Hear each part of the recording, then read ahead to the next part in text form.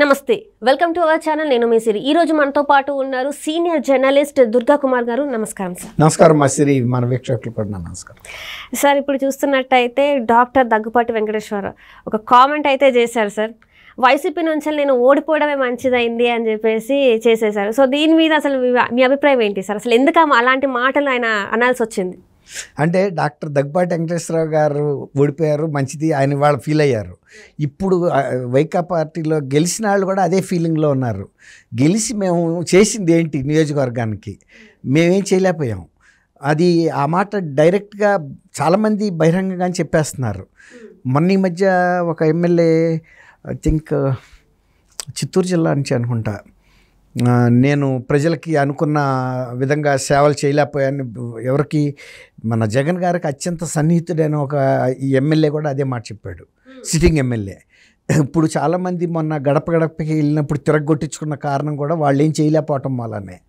ఇది కిందసారి అసలు యాక్చువల్గా దగ్గుపాటి వెంకటేశ్వరరావు గారు వైకా పార్టీకి ఎల్లగూడని వ్యక్తి నిజానికి ఆయన ఎవరో కాదు చంద్రబాబు నాయుడు గారికి తోడళ్ళు పురంధరేశ్వర్ గారికి భర్త తర్వాత ఇంకోటి ఏంటంటే ఈయన ఎన్టీ రామారావు గారు ఫస్ట్ తెలుగుదేశం పార్టీ పెట్టినప్పుడు రాష్ట్ర తెలుగు యువతకు అధ్యక్షుడిగా ఆయన చాలా కీలక పాత్ర రామారావు గారికి కుడిభుజంగా వ్యవహరించాడు అనేక మంత్రిత్వ శాఖలు కూడా చేశాడు ఆయన కీలకమైన మంత్రిత్వ శాఖలు పనిచేశాడు ఆయనకంటూ రాష్ట్రంలో ఒక వ్యక్తిగతమైన అభిమానులు ఉన్నారు ఒక ఇమేజ్ కూడా ఉంది కానీ నిజానికి ఆయన మరి మొన్న వైకా పార్టీకి ఎమ్మెల్యేగా అడగటమే అసలు యాక్చువల్గా ఆయన వెళ్ళకూడదు వాళ్ళ అబ్బాయిని కూడా పెట్టుకుని వెళ్ళాడు వాళ్ళ అబ్బాయి కోసం అడిగితే తనకి ఇవ్వలేదు ఈయనకి ఇచ్చారు తర్వాత ఈయన వాళ్ళ అబ్బాయికి ఎమ్మెల్సీ ఇస్తామని ఆ తర్వాత మినిస్ట్రీ ఇస్తామని చెప్పారంట కానీ చాలా కండిషన్లు పెట్టారంట అంటే ఆయనకి మనసు ఒప్పని కండిషన్స్ ఇక దానికి ఒప్పుకోక ఆయన దాంతో తిరస్కరించాడు ఆ ఓడిపోవటంతోనే పార్టీకి దూరంగా ఉండటం మొదలుపెట్టాడు ఇక వాళ్ళ అబ్బాయిని ఎమ్మెల్సీ చేయటం కానీ ఆ తర్వాత మినిస్ట్రీ కానీ అప్పటికే కెమిస్ట్రీ తేడా వచ్చేసింది జగన్మోహన్ రెడ్డి గారు ఏంటనేది ఆయనకు అర్థమైంది ఇట్లాంటి వ్యక్తితో మనం ప్రయాణం చేయలేము అట్లాంటి పార్టీలో అని ఎందుకంటే ఒకప్పుడు తెలుగుదేశం పార్టీలో నంబర్ 1 పొజిషన్లో ఉన్న వ్యక్తిన రామారావు గారి తర్వాత అంత అప్పుడు మామూలుగా లేదు తెలుగుదేశం ప్రతిష్ట 83 సమయంలో చాలా అన్నమాట అసలు యునానిమస్గా గెలిచినంత ఊపులో గెలిచింది అప్పుడు తెలుగుదేశంకి అంటే ఉమ్మడి ఆంధ్రప్రదేశ్లో అభిమానులు కూడా అంత ఎక్కువ సంఖ్యలో ఉండేవాళ్ళు అసలు ఆయనకి క్షణం తీరిక ఉండదు ఆ టైంలో అంటే రామారావు గారికి సంబంధించిన విషయాలు చూడటం పార్టీ విషయాలు అంత బిజీ పర్సన్ ఆయన అట్లాంటి వ్యక్తి ఖాళీగా ఉన్నా పర్వాలేదు కానీ అనవసరంగా వెళ్ళి భంగపడినట్టు అయింది ఇప్పుడు ఆయనకి అర్థమైంది ఆ పార్టీ ఎమ్మెల్యేగా ఉంటే ఆయన కనుక పర్చూరు నుంచి కంటెస్ట్ చేశారు ఆయన చేసి ఉంటే కనుక వాళ్ళు ఏమి డెవలప్మెంట్ చేయకపోతే ఆయనకేమో జనంతో అందరితో మంచి పేరు ఉంది అనుబంధం ఉంది మాట్లాడతాడు ఇప్పుడు ప్రతిసాట నిగ్గదీసేవాళ్ళు కదా నువ్వు ఎందుకు వేయలేదు ఈ రోడ్డు ఎందుకు వేయలేదు ఆ రోడ్డు ఎందుకు వేయలేదని ఇవాళ ఆయన ఏమంటున్నాడు నేను ఫ్రీగా ఇంత రాజ్యాలాగా తిరగలుగుతున్నానంటే నేను ఎమ్మెల్యేగా లేకపోవటం నా అదృష్టం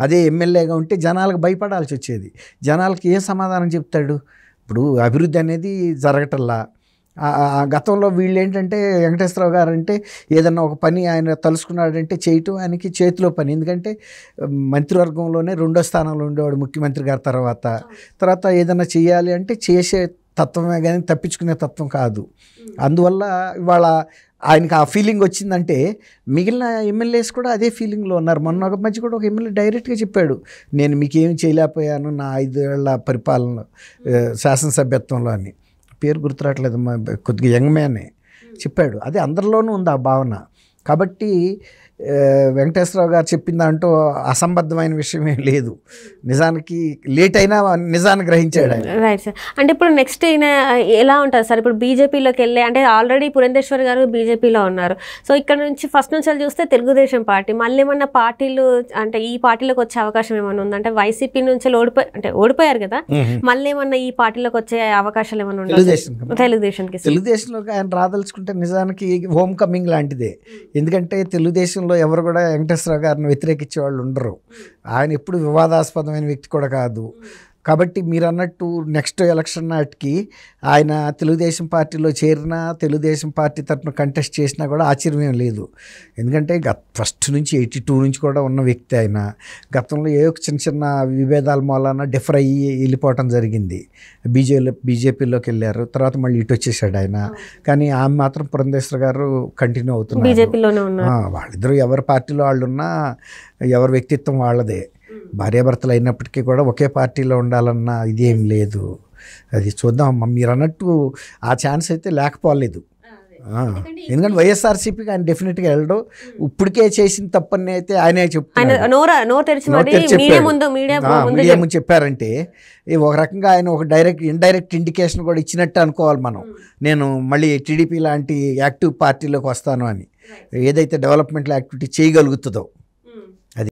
సో ఈ రకంగానే ఇంకొంతమంది కూడా వచ్చే అవకాశం ఉంది. ఎందుకంటే ఇట్లాంటి ఒక మనిషి, అంటే ఇంత పెద్ద మనిషి మాట్లాడారు కాబట్టి చాలా మంది కూడా ఎవరైతే అనుకుంటున్నారో బయటికి రావాలనుకుంటున్నారో సో వాళ్ళు కూడా వచ్చే అవకాశం ఉంది.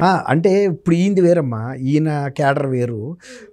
టీడీపీలోకి వచ్చిన వాళ్ళందరికీ టికెట్ల అకామిడేషన్ అయితే ఇస్తారని అనుకోవటానికి లేదు, గ్యారంటీ లేదు నువ్వు అన్నట్టు. అయితే గ్యారంటీ లేకపోయినా చేరే వాళ్ళు చాలామంది ఉంటారు. ఇప్పుడు వెంకటేశ్వరరావు గారు పోటాడే పెద్ద ఆయన ఈ మాట అన్నాడంటే ఇంకా కొంతమందికి కూడా ఇది గతంలో ఓడిపోయిన క్యాండిడేట్స్ ఉంటారు కదా, ఇంకా ఎందుకు మళ్ళీ వైఎస్ఆర్సీపీలో వెళ్ళి కంటిన్యూ అయ్యేది, దానికన్నా ఇట్లాంటి ఆయనలాగానే ఇతర పార్టీల్లో ఎక్కడ భవిష్యత్తు బాగుంటుంది, ఎవరితో సోపతి బాగుంటుంది అనుకుంటే వాళ్ళ పార్టీలోకి వెళ్తారు. సార్ అలాగే ఇప్పుడు మనం మాట్లాడుకుంటున్నాం కదా దగ్గుపాటి వెంకటేశ్వరరావు గురించి. సో ఇప్పుడు ఏంటంటే వాళ్ళ కొడుకు కూడా ఉన్నారు, మనకు రాజకీయాల్లోనే ఉన్నారు. సో ఇప్పుడు వీళ్ళిద్దరు కలిసి ఒకటే పార్టీలో ఉండబోతున్నారా, లేకపోతే వేరు వేరు పార్టీలో ఉండే ఛాన్సెస్ ఉన్నాయా?